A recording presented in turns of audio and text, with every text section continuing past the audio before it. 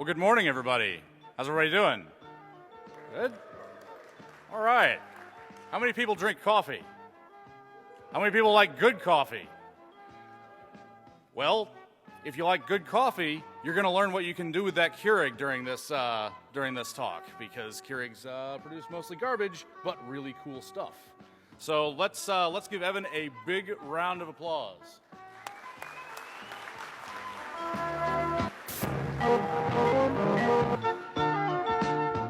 Thank you. Everybody hear me all right? Sound good? Awesome. I'm Evan, as the gentleman said. We're going to start off today with my shotgun of random. I need to put a few rounds through real quick just to get us going. There's a lot of these guys around. These protocols are going to become more popular. Companies like this are going to start adopting them, and then they're going to get cheaper and cheaper, and then eventually it's going to be in new construction, and then everyone will have this connected home thing, right? And so eventually audio will be connected, lights in your home will be connected, and then someone's going to find a god-awful exploit, and then I really hope that it's one of you and you have a sense of humor, and one of you does this.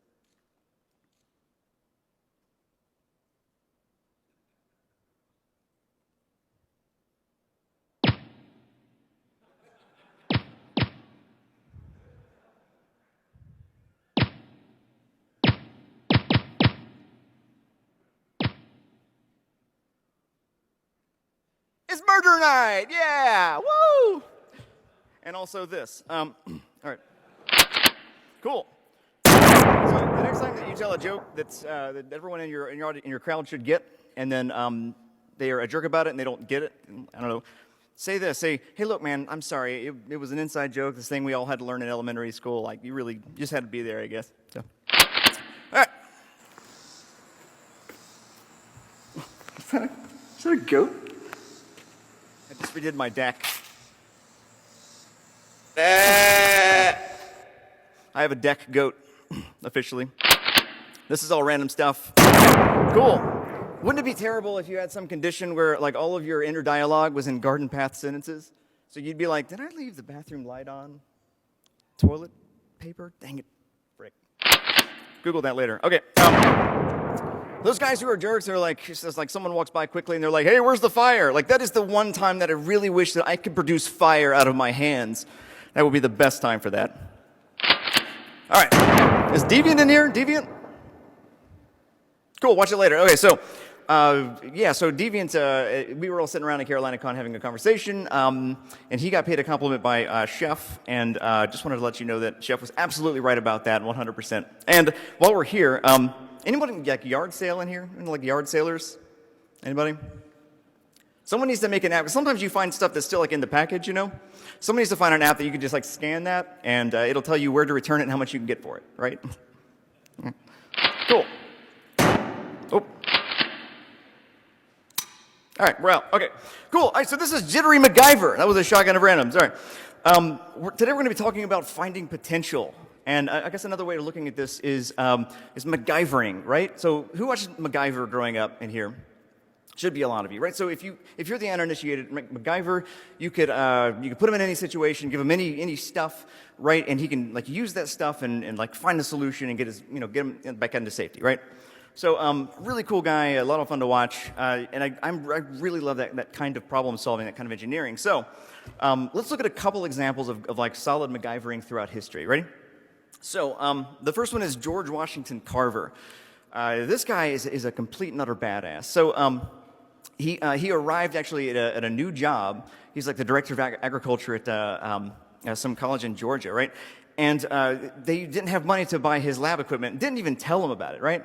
And so like instead of like rage quitting, he took his students and they went and scavenged like junkyards and stuff and found lab equipment and like eventually got all the stuff they needed to make cool stuff happen. And you guys probably know Mr. Carver for his work on the peanut, right? He made a couple of things with that. So he looked at that and he said, there's some potential here in this little thing, and he did a whole lot with it. Another really cool example is Cuba, right? So like in 91, when the Soviet Union dissolved, Cuba found themselves in a really bad financial crisis, right? They couldn't like trade with anybody, and so they sort of had this stuff, and they had to really make do with what they had. just to get by. So I mean, the whole place turned into a bunch of MacGyvers, right? And the government knew that it'd take a long time for them to like work their way out of this problem. So they put out these two publications. One was the Book for the Family, and the other is With Our Own Efforts. And basically these are like giant compilations of like popular mechanics and like recipes and how-to guides and stuff, just using stuff that they already had, right? So this book is really interesting. It's pretty long. It's like 300 pages long. I'll highlight some of the really interesting things for you here. So first off is this cutout of a person with like an uncomfortable amount of attention paid to the nipular region for God knows why. This is, it looks like plans for a primitive kill yourself device. And if you liked AK-47, you're going to love AK-47 on a stick for reasons. This one's my favorite, though. This is the Desplasmatizador.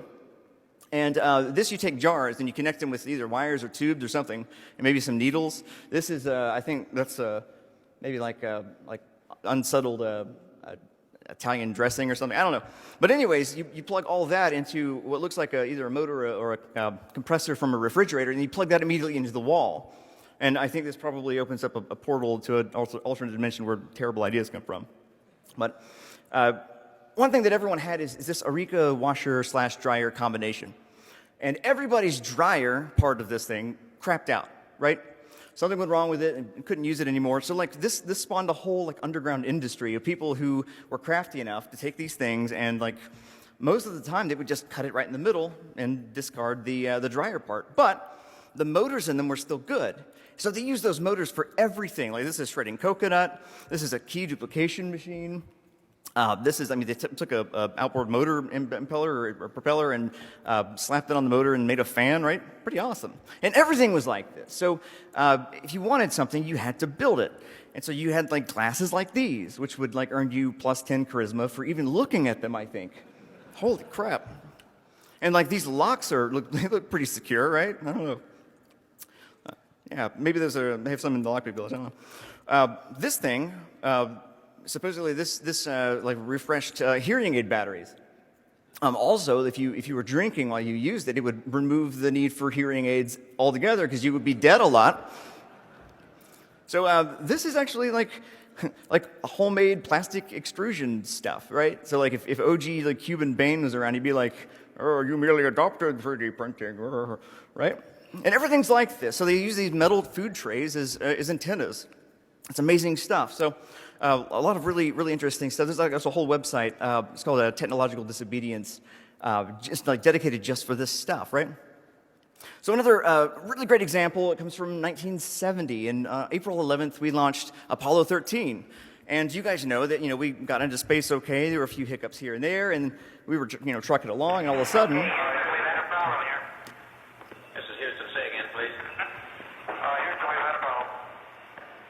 Houston, we've got a problem, right? So they thought they got hit by an asteroid at first, but it turns out it was just a short in some Teflon insulation on some wires. It caused a fire. It caused an oxygen tank to explode. And then all of a sudden, like, they don't have any life support. So they had to tunnel over into the lunar module and stay over there because that had a separate life support module. But the problem was that they were clogging the lithium hydroxide filters, which scrubbed the air from of CO2, and it makes it breathable again, right? So you got all of the astronauts in this thing, and they need to be in there for 4 days. That's way too long. So NASA they anticipated this, and they got busy, right? So they're back at home base, and they've got filters, but they're square, and they need to fit in a round hole. That's like literally the peg scenario, right? So they came up with this. This is the mailbox rig. Basically, they just took the cardboard cover off the flight plan and a piece of plastic here and a tube there and all this stuff, and they made it back on Earth, and then they sent them the instructions, and they're astronauts, so they figured it out, and they made one themselves. Look how calm he looks. He's just like, yeah, I just made a mailbox rig, saved out everybody's life, right? So you guys probably know this story. But my favorite part is this guy, Ed Smiley. He's was the chief of Crew Systems Division at the time, and he spearheaded the design and the testing of the mailbox rig. And he's amazing. And something that he said later, like after they landed, was this. So when I found out we had duct tape on board, we were pretty well home free.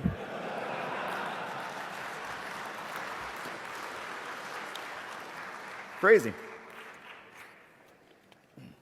So Those are a few great examples through history that I love. I want to talk about a few things that I've done personally, right? So the first thing is everyone's got like a big bin of cables in your home, in your office, in your closet, somewhere, right?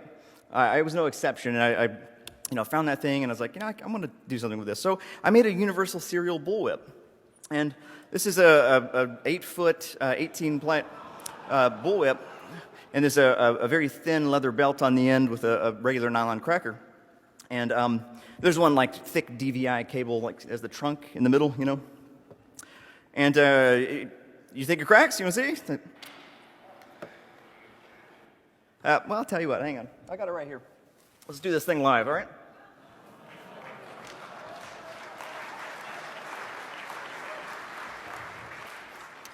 So, this is probably the first time ever that you guys need to pray to the Tim gods.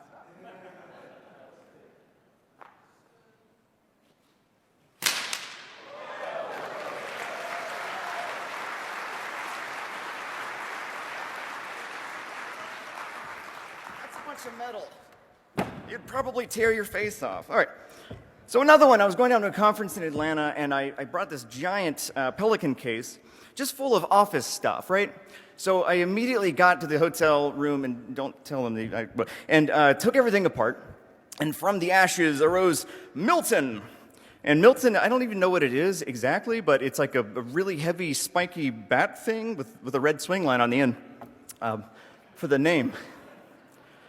Dude, paper shredder heads are like, they're gnarly, man. Good grief. I got so many like little pricks and cuts. And that's RJ45 just kind of wrapping everything together like a boss.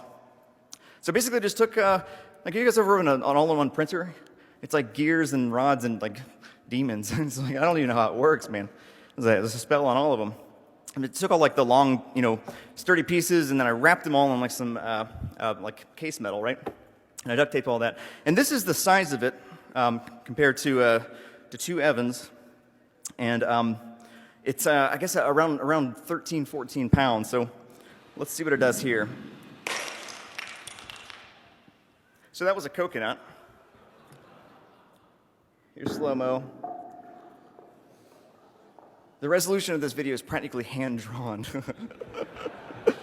right, let's see if we can do any more here. Oh, man. You would not want to get wrecked with that. All right, so that was Milton. The other thing I worked on was terminal cornucopia. And this is something I did a couple of years ago. And the project itself spanned about a year and a half. And basically, I hypothesized that a potential attacker could go into an airport with nothing but cash, right? Maybe like a small travel-approved multi-tool.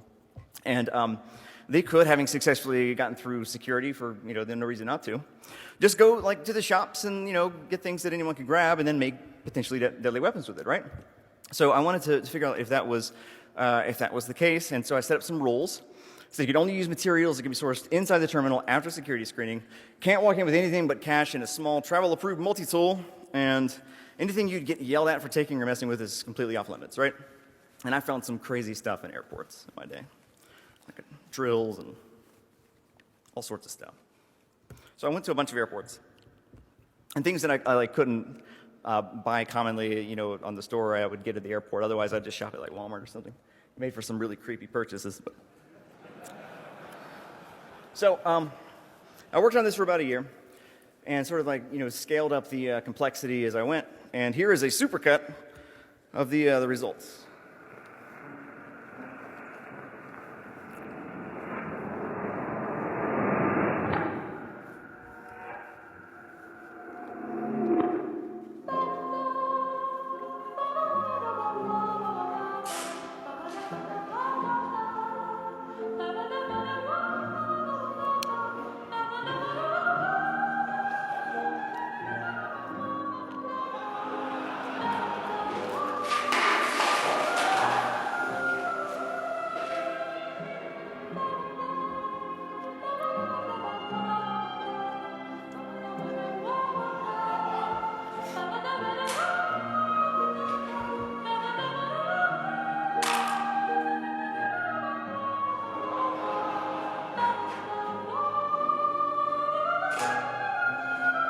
You'd use condoms, right?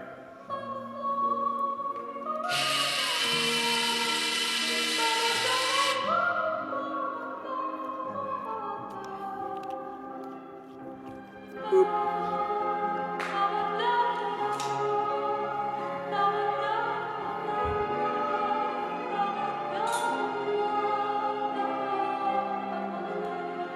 completely remote incendiary device there. And then I put it in a suitcase.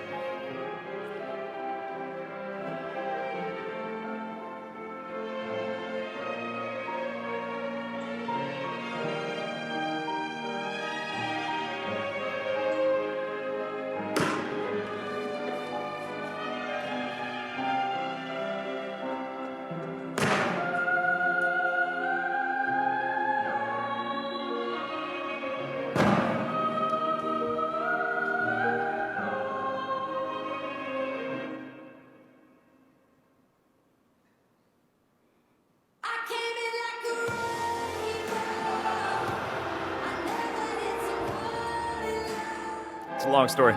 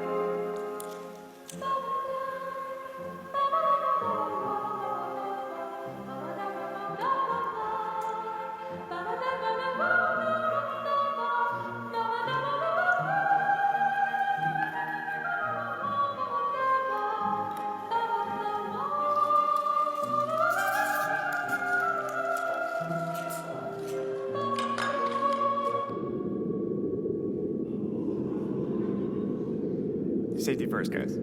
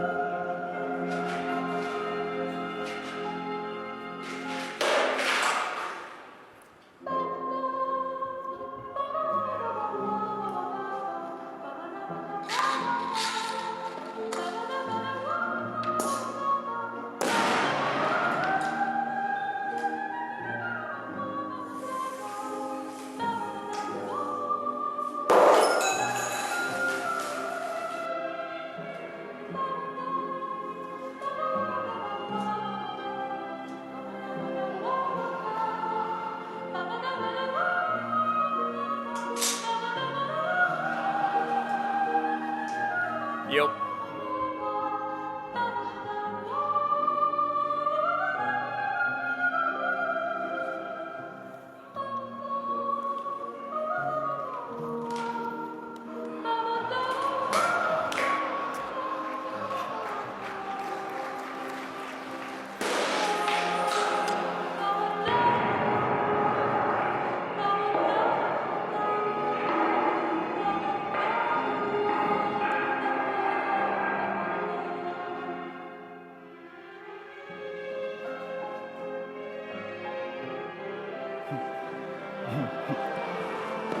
Ah, run away!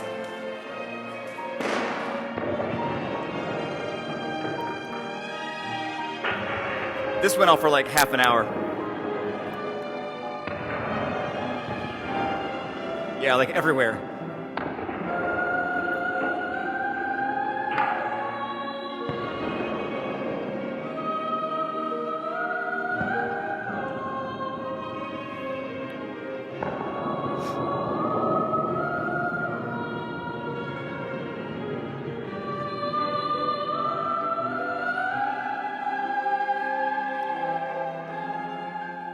So hey, you can make weapons out of stuff you buy in airports.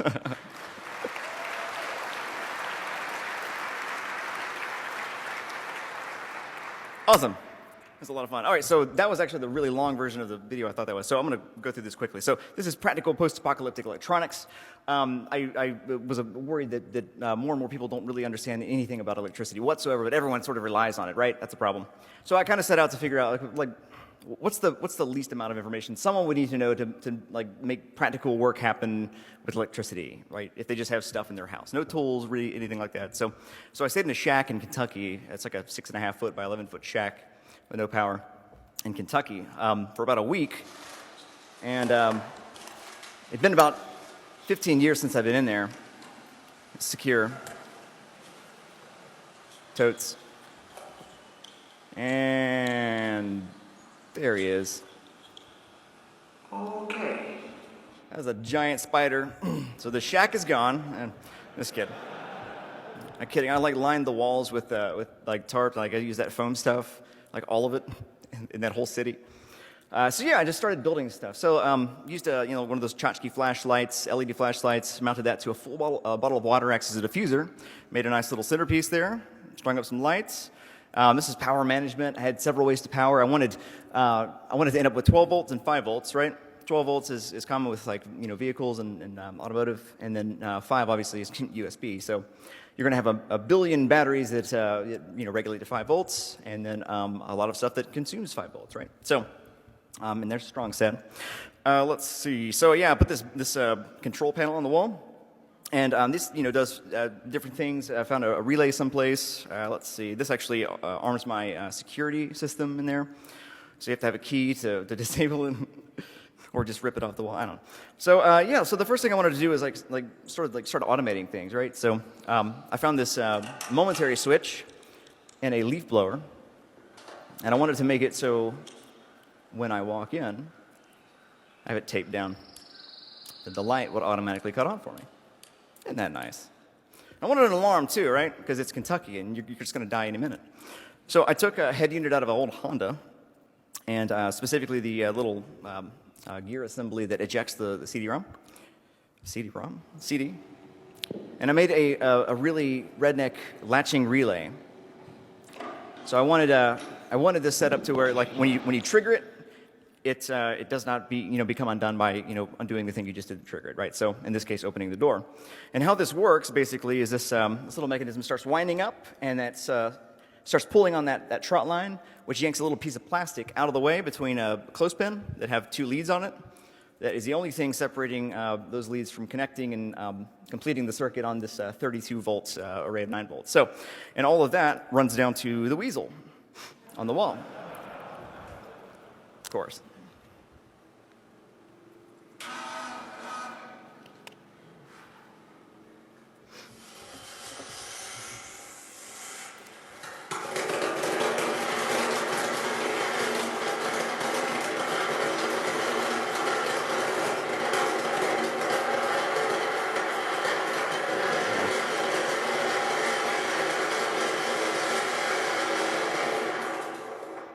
Frickin' spiders. How's that? So yeah, so I got off that and I thought, the scope is a bit too broad. It's tough for people to connect with that. So I started looking at specific pieces of hardware. So like, what is our Eureka washer dryer combo? Like, for Cuba. So I started looking at Keurigs, and Keurigs are interesting to me for a couple reasons, right? So Keurigs, they're in nearly 1 in every 3 homes, and that's a survey done last year. And they no lack of critical issues for sure, right? These things break all the time for different reasons across generations. And if you guys ever pull one apart or pull one open, there's a lot of really cool stuff in there, right? So that's a nice recipe, because you have a lot of these being thrown out, and a lot of the components are still good, right? -1. And I wanted to know what you can do with that. So I wanted to find, what's the potential of a Keurig? So I've gotten started on that, and here we are. So just a quick review of the common internals. So you'll have a display of some sort. This is usually connected to your user interface stuff, so maybe some buttons. The more recent models, they upgraded a bit, and they have just a 4-conductor resistive touchscreen, so it kind of cleans things up. This is kind of the main board, and This is sort of like the mullet of PCBs, right? It's like I surface mount on the front, through hole in the back. Yeah. Although that's the front, I think, but it doesn't work as well for the joke. So lots of little ribbon cables and wires here and there. Some of these transformers, these have, like, some of them have discrete, power regulation boards and all that. You find nice little breakouts here and there. This is a momentary switch with a couple LEDs. You'll find some of these nice reed switches here. These magnetic switches, these make sure that you got the lid closed and all that. You'll find some bottle caps in there for scale. Anyone know what this is? So this is the guy responsible for the DRM and the 2.0 models. Right. Yeah, it just reads the levels of RGB and A, I think. So yeah, you'll find one of these, at least. Some kind of pump, or some kind of motor assembly. Some of these are really nice. Right? This one came out of a View, and it's a nice stepper motor. It's got like built-in speed control. It's got a brake on it. You could go reverse. It's got a Hall effect sensor built in, all this stuff. The newer ones, the 2.0s, they don't have that. They got a regular DC brushless motor, but that's okay. You'll find some of these. There's an air pump here and there. There's a water pump on the right. The old ones have these solenoids, which is nice. The new ones, they sort of did away with that. All of them will have a boiler of some sort. Here's one right here. And a ton of both flexible and rigid tubing, and as well as connectors, and stuff that you would put in a sock if you wanted to kill someone in prison. And a whole lot of plastic, right? Different types of plastic, brittleness, thickness, all that stuff, right? So, man, you could do a lot of stuff with that, right? Anyone's wheels turning here? Mine certainly were. So, just a quick disclaimer. I don't represent Keurig in any way. I'm actually a customer. I use mine a couple times a day. I work at home. I say what I want. Spaghetti. So, first thing I wanted to do is look at a thermal image of Keurig working normally. And so I did that. Basically, who in here thinks that the Keurigs, when they boil under pressure, when the water heats up? There's one guy. So, yeah, they boil into the atmosphere. So I was disappointed about that. So basically, water heats up in the boiler, and then a different pump rams air into that and forces it out over your coffee grounds into your cup, right? Excellent. So I wanted to figure out how to really disturb that process. So I started working on WARPAL, which is an acronym for the worst part of waking up. So I started taking it apart, and keep in mind, guys, this is not like an exploit or anything. This is like just straight up sabotage, right? Like there's no disclosure here. Yeah, so they got AC coming in, and that connects here to our main board, right? And then it eventually goes back out to these heating elements, but not before passing through these two guys. And these are both heat-related. So the bottom one is an SE fuse. It's got a little organic thermosensitive compound, and it's crafted in such a way that if it gets reaches a certain temperature, it melts down, spring disengages, and it separates your circuit forever, right? The top one, it just either stays on or off until it reaches a certain temperature, and then it flip-flops. Also, this guy, it's a little pressure sensor, right? Little tube ring into the bottom. I imagine that probably has something to do with whether or not they're going to power, the heating element on the boiler. Bless you. So, if only there was a way to bypass, all of this logic. Oh, right, wire ties. So, yeah. Now we've got a 120 volts AC going directly to the heating element, so that should be good. But we still have the issue of these three guys here, right? Oh yeah, right. So JB Weld, that'll do it. Cool. So yeah, now we've got a boiler that's got water in it that is should be sealed, right? And let's see what happens.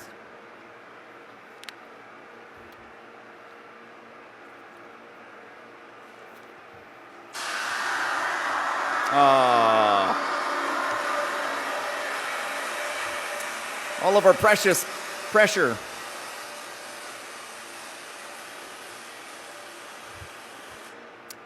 All right, so look at it thermally. It looks normal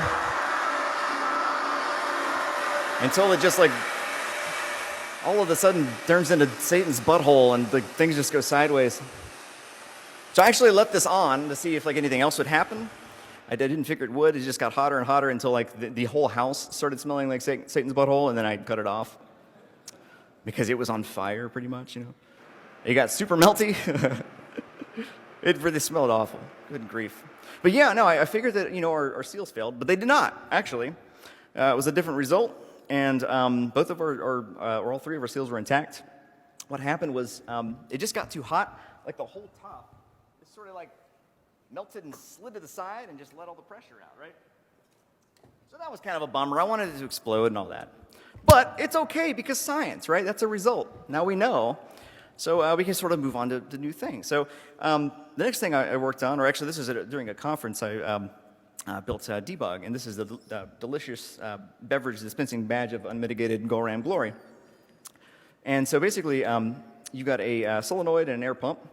One button pumps air into the container with a delicious beverage, and then when you press the other button to disengage the solenoid, that has to go somewhere, so it comes out the little spout, just like this.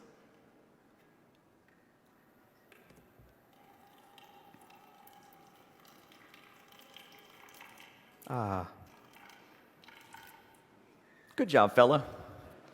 So when I travel with this, I like to leave a note just to be nice, I guess, because he looks sketchy, man. Seriously. Although I must say, every time I've traveled with this, my luggage has not been searched. So, or at least they're not leaving notes anymore. I don't know. They leave notes still? They leave notes, right? Oh man. Anyway, so yeah, it moves on to my big build here, and this is Hedberg. And that's not an acronym at all. So I wanted to build something that was moderately complex. It had to have some precision to really sort of work well. And I started looking at these prosthetic hands, right? And these are cool because there's some really nice ones. This one's I think 80 grand, something like that, something insane. But also there's some really great work happening in the 3D space, right? So they could print these for $10, and they function. They're great. You could as soon as you outgrow them, you just print another one. It's not a big deal, and it's all open source, and it's great, right? So I kind of wanted to see where I can get, just relative to both, I guess the commercial product, right, which is crazy, and then sort of what people are doing with additive printing. So I started making some junk prototypes just to sort of feel out what was possible, get an idea of how the materials work together, and so I just started tinkering with different mechanisms just to, I don't know, see what works and what didn't. So there's that. I started, dealing with these little finger guys. Because really, I think that the digits were the thing I wanted to really kind of nail. That's sort of the linchpin, right? So I tried a couple different designs, did a lot of research, saw what other people were doing. And I felt like, based on all that knowledge, I could go ahead and start my build, right? So I started working on Hedberg. And a couple things to note here. I used one single Keurig, right? One single K350 or 300, kind of the same thing. And only external materials in the end product are adhesives. And I think that with a couple iterations of the design, you probably do away with a lot of that. I just used basic tools. I didn't want to you watch a video on YouTube or something, and someone makes something cool, and it's well, yeah, they've got a pristine shop with every tool imaginable, right? Sort of I don't know. It's kind of cheating, right? So I just use a Dremel, basically, and a heat gun and some hand tools, files, stuff like that. No plans for this, just sort of making it up as I go along. And so at the end of the day, it was 199 hours, 56 minutes, and 36 seconds of working time. So that's time at the bench, with my hands on materials, doing things, and manipulating stuff. And guess what? I recorded every second of that, and you're going to see it now. Settle in.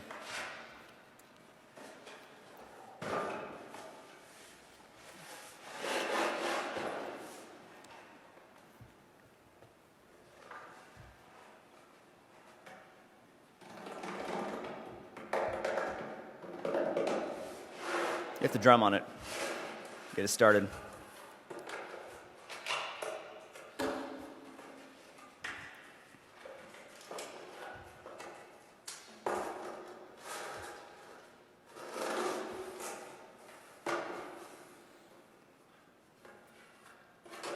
It's every second of this whole build. Settle in.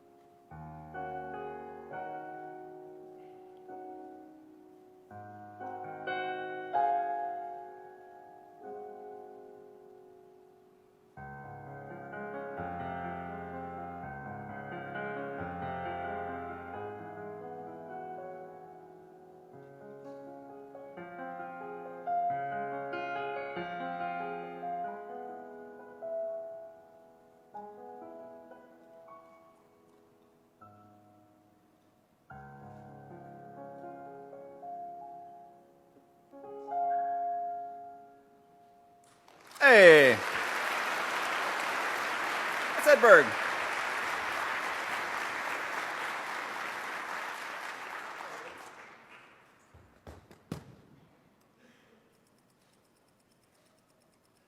Beautiful. Thank you for working. So of course I made a case for it, and of course it was an issue at TSA. So yeah, let's talk about the features real quick. So it's got distributed grip pressure. I used sort of a fulcrum here in the middle. So if there's more pressure on like one side of the hand or side of the fingers than the other, it sort of like compensates with the other side. It has an official gangster electronic speed controller on it. So there are no like 555 timers or no like components necessary to build a traditional one. So the issue was the regular motor, it just moves too quickly, right? Your hand would just be like going crazy. There's no control. So I had to improvise. So usually the way this is done is with pulse width modulation. So like think about an LED. It's either on or off, right? But you could dim them by turning them on and off really, really fast. And then like it gets more dim when you have it on, less than you have it off. Make sense? So yeah, the way I did that is I basically took one of those motors and then I took a piece of plastic in the middle and mounted a magnet on one side of the thing that spins in the middle. And then on the other side, I just mounted a magnetic switch, right? So you end up with something like this, and there's a little screw there to adjust the amount of exposure that magnetic switch actually gets with the magnet. So it actually increases or decreases the pressure. As you can see it working here.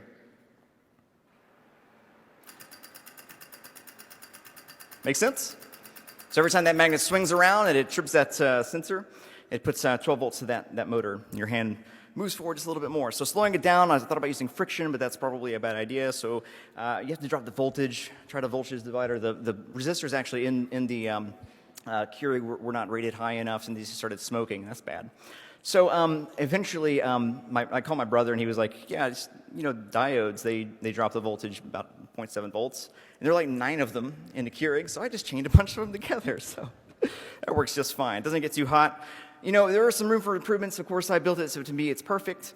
But yeah, if you put a microcontroller and a few components in this thing, like it would be ridiculous, right? So you could start using that color sensor. You could use that to get feedback on where the fingers are, potentially, all sorts of things. You could actually, implement analog input. You could, control the, the speed and all that stuff.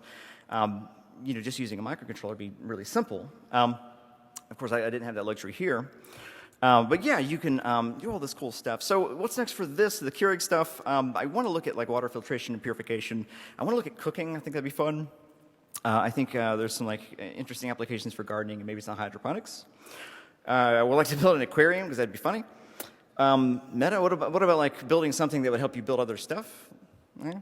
But one thing that I've actually started on and got some headway going here are firearms. So I might be the first person to actually shoot a Keurig. So where do we go from here? Real quick, because we're like short on time. Guys, the stuff surrounding us all the time has like huge amounts of potential. Huge. Like everybody, long pants, right? Humongous. And if the thing that like gives you mediocre coffee every day can actually help someone pick something up who normally couldn't, that represents a huge gap in like what we're using it for and what the actual potential of this thing is, right?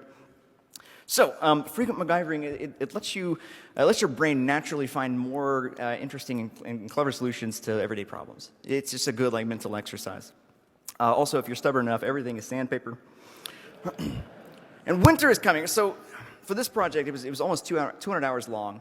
And like the first part was great because I got fingers going, and I was like, yeah, fingers. And I'm like, oh crap, and I got to like actually make this work consistently and like drudge through the slow and tedious parts and fail and try things again and all that stuff. So that was tough, and it's good to know that going in and like get mentally prepared for it, just so you could actually finish the project, right? Big one is, man, take everything apart. This is a huge skill. I don't care if it's yours or not. I'm not the police, but dude, like if you get enough experience with this thing, right? Taking something apart will eventually become like having a conversation with the engineer who built it, which is pretty cool because like as I'm taking stuff apart, I'm like, why is this here? Like, oh, this is pressure fit. I don't have to use any screws here. That's great. So yeah, I want to thank a few awesome people real quick. My mom, first and foremost. The time-lapse video, I knew I wanted Claire de Lune in it because that's one of my favorite like Vegas songs. For a lot of reasons, and It's actually in the public domain, but all the recordings were kind of pricey. My mom's a pianist, and so my wife had the idea. I was like, call your mom. I was like, oh, okay. And she like ran off in a storm and recorded that for me. And that will be available in the public domain. If you guys want to download it, I'll put a link in my Twitter eventually. Yeah, thanks, Mom. Dan Taylor, right here, he let me borrow his thermal cam for like months. And last night I was like, man, I need some Vegas footage here. And like, it was like 9 o'clock. I was like, Dan, you want to shoot some stuff? And like a couple drinks later, at like 2 a.m., we had like some freaking amazing footage. So thanks for that, Dan.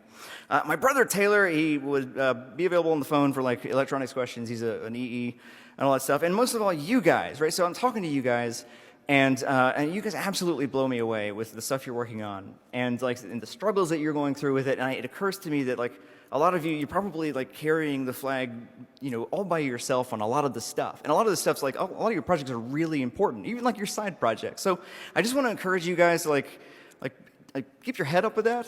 Like even if the number of people supporting you is 0, like that's all right. Come to these things and find people who get you and help you, be you and like get your awesome projects done. So, guys, thanks so much. Go build some stuff. Awesome.